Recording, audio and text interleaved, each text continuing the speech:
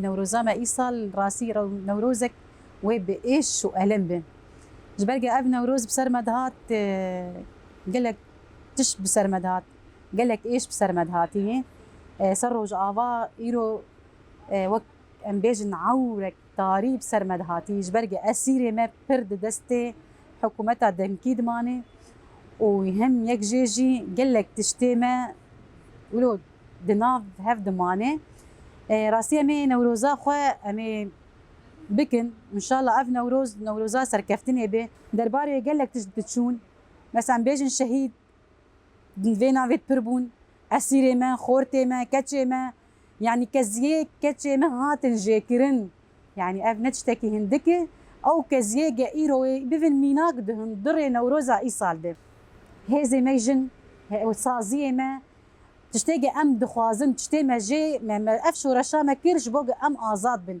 ام في تشتي دخوازن فلسفه سلوكاتي او جن ازاد كر هنا دجي فلسفتي دجي جناتي وكان بيجن اف حكومتها دمكي او بخوات داعشين اسلاميتي ناس كرن او دخواز تشتي جني قش يعني تنبكي الفيدرا هاني جني كرد عرب سريان تفدي كتن وي باري هاني باري جراند انه قايرو نهزامه بهزاك سوريا الديمقراطيه به او هتهز وكهزامه ما في ندى حقي جني كردستانيه هيك مين ام دبيجن قايرو او جي دستي خوتي خندس مده ام يكيتيا كردا فابكنج برجه بري ما داخواس كرجه كردي ام جيش بفنيك ام دستي خوتي خندس هفد ومرحلات حساسه متي درباس بفن يعني افهم مرحله هاني هاجر ايرو ام نبنيك وقال لك تش دستي مهرن بهذه في نوروزا 2026 ام كونغركي خوي كردي نتوي ام افابكن 21 من اذار يوم العيد القومي عيد النوروز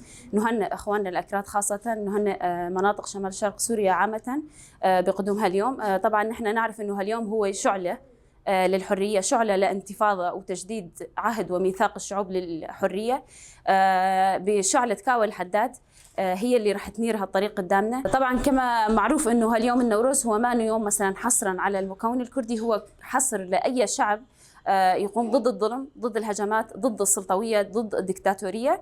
فنحن نعرف انه من مطرقة كاوى الحداد انبعث هاليوم هذا او انبثق له اليوم هذا، فتح مجال للشعب بانه هن دائما يكونوا ضد العدوان، ضد السلطويه، يخلقوا اداره ذاتيه بنفسهم. النوروز هو كمان نعتبره بدايه فصل جديد لنا، بدايه فصل الربيع، يلي فصل الربيع هو من بين كل فصول السنه يعني يتميز باختلاف الوانه، بمزيج الالوان من الزهور. نحن كمان نقارن هالشيء بامتزاج المكونات المتواجده، هي عم تشكل هاي النقشه الفسيفسائيه الجميله صراحه.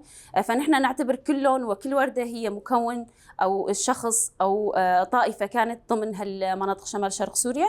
فنحن نعتبر هذا اليوم لانه هو بدايه انبثاق يوم جديد، انبثاق ميلاد جديد لنا. طبعا نحن نهنئ كمان لاي امراه هي تكون تواقع للحريه اليوم، من هاليوم هذا صنعت لها يوم تبدي قوتها فيه، تبدي قوه فكرها فيه. كمان نرجع مره ثانيه نهنئ اخواتنا الاكراد خاصه، اليوم النوروز معترف به بشكل رسمي من ضمن الحكومه الانتقاليه السوريه. هذا الشيء ما اجى من عبث، اجى من اصرار، اجى من اراده، اجى من حب وتمسك بالفكر اللي نحن مشينا عليه.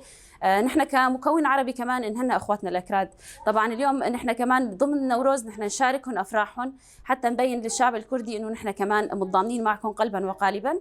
بالاخير ما في اي مكون يحقق حريته اذا المكون الثاني كان تحت الظلم، تحت الاستبداد. فنحن ندعو المكونات العربيه صراحه ان هن كمان يعتبروا هذا اليوم هو يوم جديد لهم، يوم المرجعيه للنفس. فينا نحن بهاليوم هذا نرجع لانفسنا انه هاليوم ليش كان ومشان ايش صار، ونرجع للتاريخ شوي، فرح نجد نفسنا بهذا اليوم صراحه. ونتمنى نوروز 2026 يكون نوروز حريه القائد عبد الله أوجلان، حريه جميع الاسرى، النصر لشهدائنا ولاهالي شهدائنا، والحريه الدائمه للمراه. ونوروز هالسنه كمان يكون انبثاقه لولاده مجتمع حر.